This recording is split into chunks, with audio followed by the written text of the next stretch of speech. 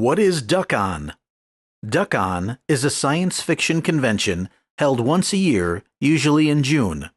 It is put on by Superconductivity via the Duckon ConCom.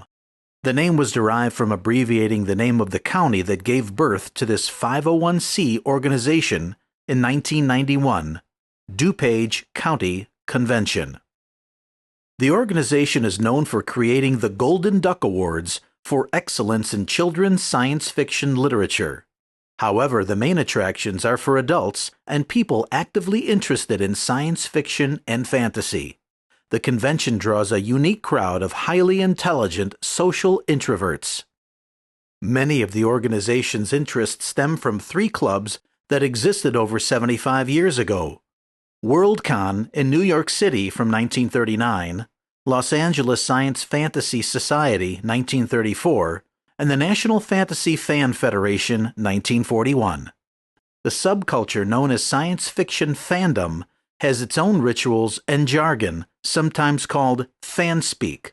The term has been in use since at least 1962. Fanspeak is made up of acronyms, blended words, obscure in-jokes, and standard terms used in specific ways. Some terms used in fanspeak have spread to members of the Society for Creative Anachronisms, or Scandians. Comic-Con, Dragon-Con, Duckon, World-Con. What's the difference? There are many different types of science fiction fantasy conventions. The easy way to answer this question is to categorize the conventions based on the audience.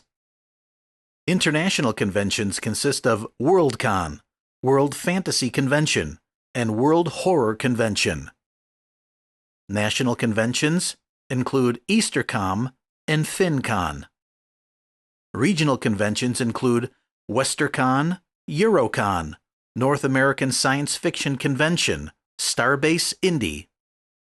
Local conventions include Shoestring Cons, which is put on by the University of Hertfordshire. Media conventions include Toronto Trek and BotCon. Comic and popular culture include Comic-Con International, DragonCon, and Duckon. Special interest conventions include Relaxicon. Some of the features and events that can be seen at Duckon are 1. An art show that displays traditional works of art that have a sci-fi fantasy flavor. Also, works of art created by advances in technology such as laser beams with glass and crystals. These glass masterpieces are cut with intricate designs and illuminated with a wide spectrum of colors. We're looking at some of the coolest art that's ever been created. This was made by a friend of mine named Todd Johnson from Fermilab. What he does is actually capture lightning inside of glass. And so if you look at this picture, he's formed the image of a tree by filling this up with electric charge. And there's so much that the electrons that were inside were just bursting to get out. And then he grounded it at this location, and all of the charge broke out and fried the glass on the inside to produce this beautiful feathered pattern that looks like a tree. Blinkies, which are self-made circuit boards that display different patterns and configurations of alternating blinking lights. They are not only impressive electronic devices, but educate the builders in basic electronics.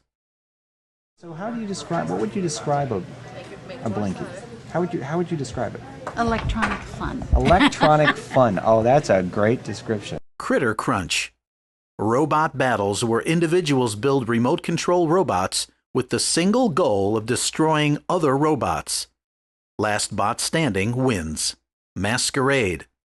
Hundreds of people don the costumes of their favorite science fiction or fantasy character, making the scene a sight to behold. The rooms are ablaze with the dialogue of Klingon, hobbits, elves, orcs, Wookiees, and other fictional races. Gaming. From zombies to aliens, board games to Xboxes, and computers gives this event rivals and comrades a place to meet. Author readings. Guest authors give public readings from their masterpieces. Tesla Coil. The Masters of Lightning give a lightning show in the parking lot of the resort. The 7-foot singing Tesla coils play classical masterpieces as well as themes from modern games and movies. Special interview with the Masters of Lightning. And Dr. Sean Carlson from Lab Rats. Terry Blake as Dr. Zeus. Jeff Larson, Master of Ceremonies and Master Scientist. Steve Ward, Inventor, Scientist, and Genius. When Benjamin Franklin first invented the lightning rod, he became the most famous man in the world because he tamed an awesome force of nature. Well, the people you're going to meet today have not only tamed lightning, they've taught it to do tricks. They've actually taught it to sing. They can generate it at will and cause it to do all sorts of amazing things. Let me introduce you to the Masters of Lightning. First, Jeff Larson. Jeff, how you doing? It's good to see you again. Hey, Dr. Sean. So tell me about the Masters of Lightning. Exactly who are you guys and what have you done to tame lightning? Well, the Masters of Lightning are a few of my friends and myself that started out as a hobby making lightning bolts with machines called Tesla coils. And we're here. This is my friend Steve Ward and my friend Terry Blake. And why did they call you Dr. Zeus? Which is a great name, by the way. Well, the original name for the singing Tesla coils was called the Zeusophone. And I was trying to come up with something that would go along with that. Zeus as in god of lightning, yep, right? The Greek god that throws lightning bolts down on us when he's having a bad day. So thought maybe that would be a good name to go with. Nobody seemed to be using it, so. You're the crazy guy who actually gets in a suit and stands between the coils and has lightning strike you. Is this right? This is, it's partially true. The lightning strikes the suit, not me. Suit's, of course, all made of various forms of metal, and I'm entirely encased in the suit. And in fact, I feel safer inside the suit than most of the people who don't have such a protective gear on. What would happen if one of these lightning bolts struck a person who was not wearing that protection? They'd probably fall to the ground and maybe be knocked unconscious. Is it potentially lethal? You know, we've heard stories of people coming up to Tesla coils of this size, and the one person that we know of that survived, he had memory loss right after the event. So tell me about the Tesla coils. How tall are they, and why are they called Tesla coils? It's called Tesla coil because it was invented by Nikola Tesla. And he's the guy that invented basically all of our power grid technology that we use today. 1890s. So this isn't a new thing. Tesla coils have been around for a long time. Right. This is true. So what is it that you guys have done to modify the Tesla coils to make them so spectacular? Well, now we're coming up to date with technology that we can exploit. We use semiconductors or transistors, just like the transistor radio. Now we have the transistor-powered Tesla coil. So because now that we've replaced spark gaps and high voltage equipment with transistors that can be controlled by a computer, we can basically manipulate them and pull off these tricks of producing music. Well, each spark is sort of like a lightning event on its own, with its own thunder to go along with it. I Now, see. the thunder is not a raging boom like in nature, but it's sort of a loud clapping sound. So if we repeat these lightning bolts at such a rate, say concert pitch A is 440 hertz or 440 cycles in 1 second, if we fire off 440 sparks per second, our ears will perceive that as the note A. We can superimpose multiple notes on one Tesla coil. Okay. So right now we can generate up to 4 tones simultaneously. It's So you like can create chords. Yep. Oh, cool. No, I built my first Tesla coil when I was 13 years old. I was in 8th grade.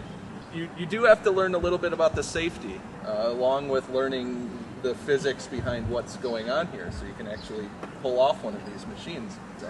Always. Safety is a big concern, and all of us started off with smaller Tesla coils first. You know, very small things, and experimented with those, and got familiar with it, and learned our lessons on a small scale, and worked our way up. So that when we got to the point of having coils of this size, that we pretty much knew what we were doing, so that we can do it safely. You know, like a lot of people don't think it's like that great of an idea for me to be doing that. They think it's stupid. But just like you to know that if you know what you're doing, it really is very safe. And it's like one of the mottos that we say around here is that smart people can do stupid things more than once. The main garment there is this sort of material, just skin underneath. Tends to be the main. So the current flows through the surface, but never flows down through to get to the skin. Is that right? Well, not really never, but most of the time and most of the current. So what do these space boots do?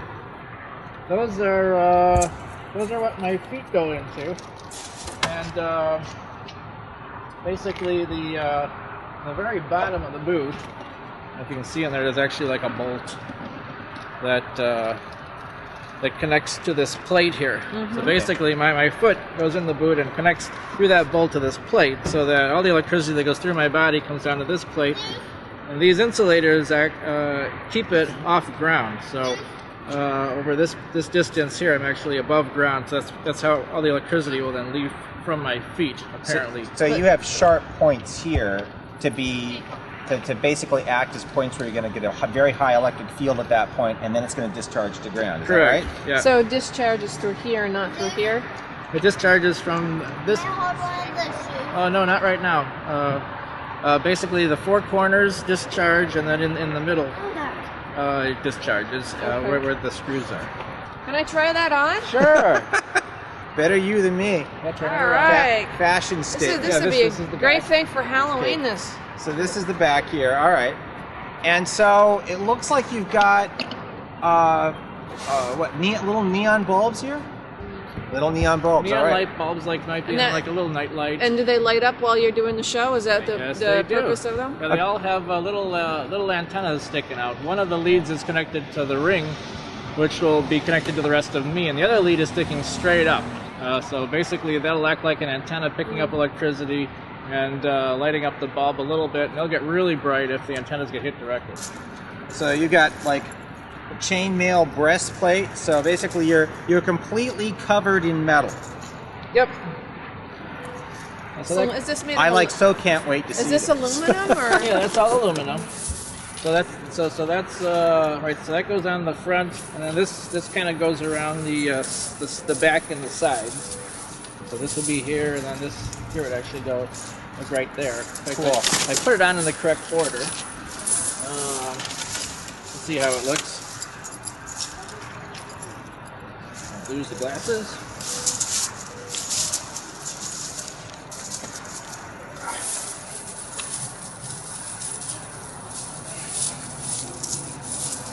So this forms one of the metal barriers to protect my body. Under this, I would actually have another chainmail tunic that goes from wrist to wrist and hangs down almost to my knees. You know, you found the first use for this technology since the 1200s, and the knights used to wear stuff like this. There are some connections to medieval times to some of this. It's hard to avoid that with the chainmail look. But this is just so cool. We have to ask you, what are the gnomes for? Okay.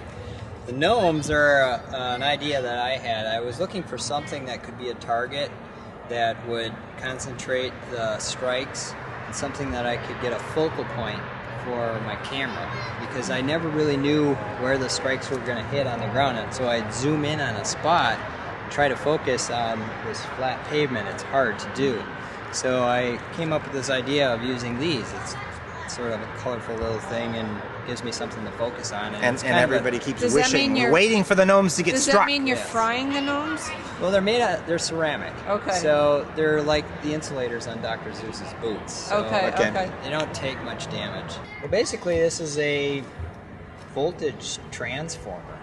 It takes like household line voltage, and in our case, we're using 208, which is an industrial voltage, but it's similar to like what your dryer would run off, like 240. Right. Mm-hmm. Okay, so it takes that and it just makes it very, very large, up to Steve says like around 850,000 volts, or maybe higher. 50,000 volts. Okay. Maybe lower. When a spark comes off of here and hits the ground, that voltage actually gets lower because it's loaded Okay. It's pulled down. So, but basically, on a transformer, you have a primary winding and a secondary winding, and there's usually some turns ratio that does that for you. So here we have like 9 turns, and on here we have like 2,500 turns.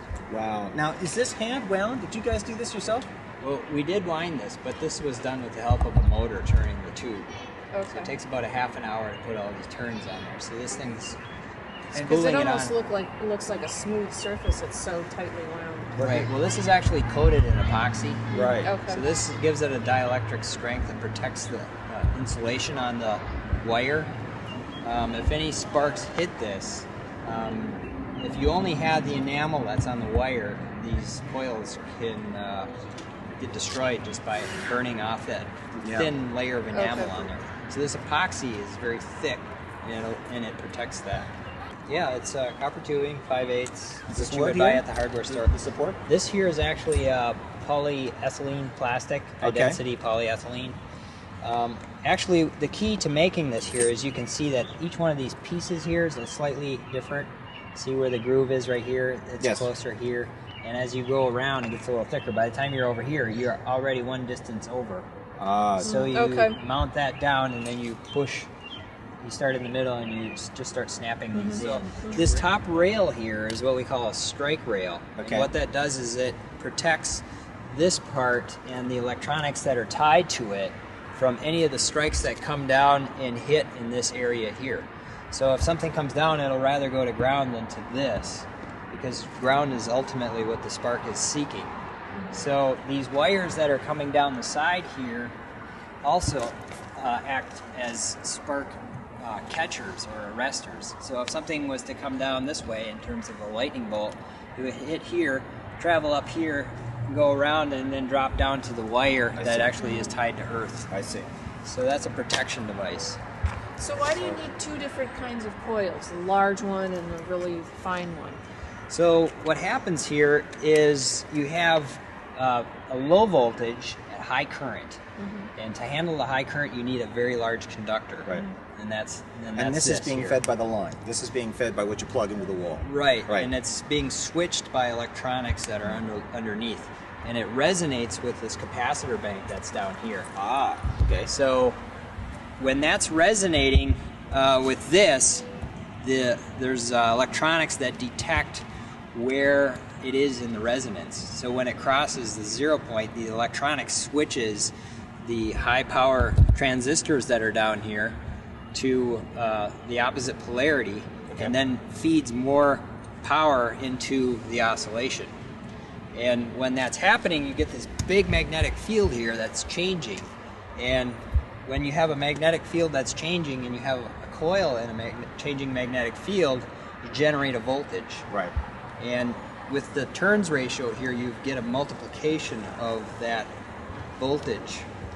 So this is high current, relatively low voltage. Right. And what comes out is high voltage, relatively low current. Am I right? So it's basically power in equals power out. Right. So you're conserving energy. You're just really you're changing, increasing the voltage so that basically magical things happen because you're breaking down the atmosphere and all sorts of, and that's how the sparks are being thrown. What are these things?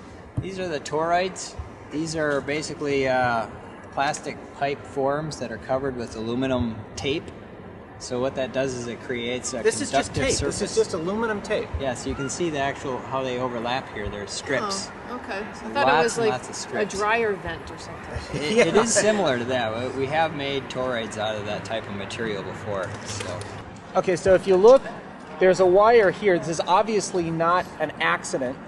What does this wire do? this is what we call a breakout point. What we do is we add this to this large surface here. This large surface here has got a very large radius. When you have a large radius, it's hard to get a voltage gradient there. So the voltage gradient is dependent on the radius of whatever the field is on. So if you have a very small radius, like you do on a 90-degree corner, like on this wire, you get a very high voltage gradient there. And that's where the ions will start to form, and then you'll get corona and current through the corona. Now, when you say ions, you mean basically we got the air out here, and the air is made up of molecules, and this electric field is so great that it's actually tearing electrons off of the air and producing positively, or alternatively, I assume on the other side, negatively charged ions. Right. Are these opposite poles?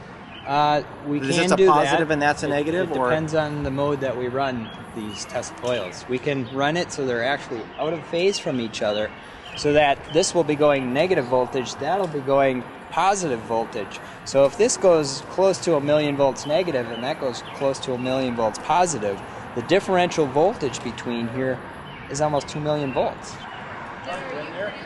this producing lightning in the same way that natural lightning from the sky is produced? This is actually quite a bit different how it's produced. So lightning is like a discharge where a cloud just sort of lets go of all of its energy at one time.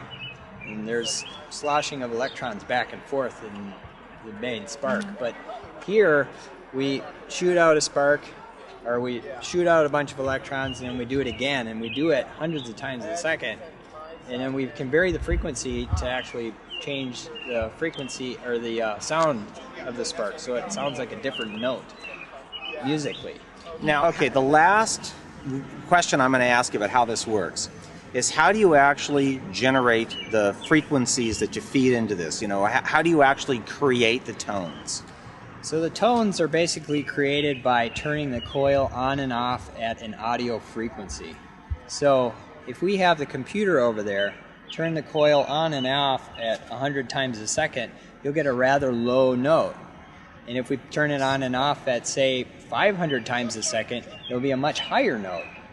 And that's basically all we're doing, is we're turning it on and off. It'd be like a telegraph key where a guy is, tapping on it. That would be a very low frequency. But if he was very, very fast, faster than any human could actually be, you would actually start to get a tone. And that's what we're doing here. Well, a lot of people call this a transformer, but that's not exactly true. Transformers sort of work like, you could think of gears with teeth that mesh together tightly.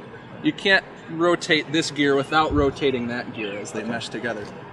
But this transformer is what they call low coupling between the two gears, if you like. So the analogy I kind of like to use is that you have a pendulum representing the primary circuit, and it's swinging back and forth. And then imagine that this pendulum has a spring linkage to another pendulum, the secondary circuit. So we might set this primary pendulum in motion, and gradually over time through this spring we'll couple energy into the secondary pendulum. Right. So we get this one swinging, and then suddenly they're swinging together, and then the secondary one takes off more and more, and then the primary one's sitting there, because all the energy from this primary system is slowly transferred over to the secondary system. So that the Tesla coil makes use of that effect so that it can still generate enormous voltages with a low coupling, which allows a great distance between these two coils.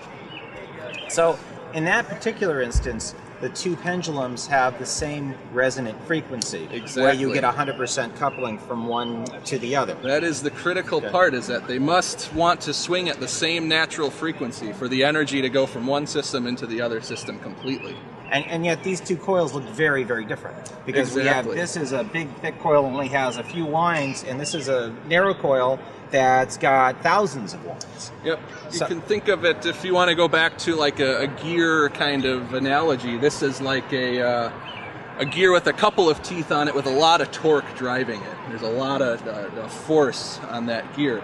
And then this would be a gear with a huge number of teeth that has a little bit of torque on it. I see. So you're doing sort of a transformation of torque. In this case, you're doing a transformation of current, electrical current.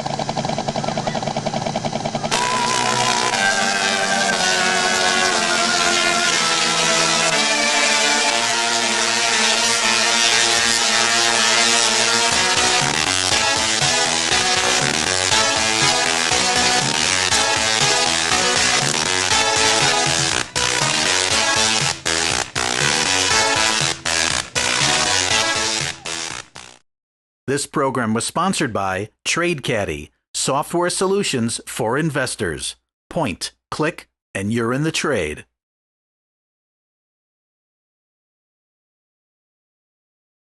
Lab Rats, science education for kids and young adults.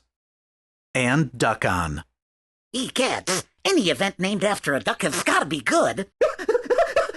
Duckon is so good, even I'm jealous.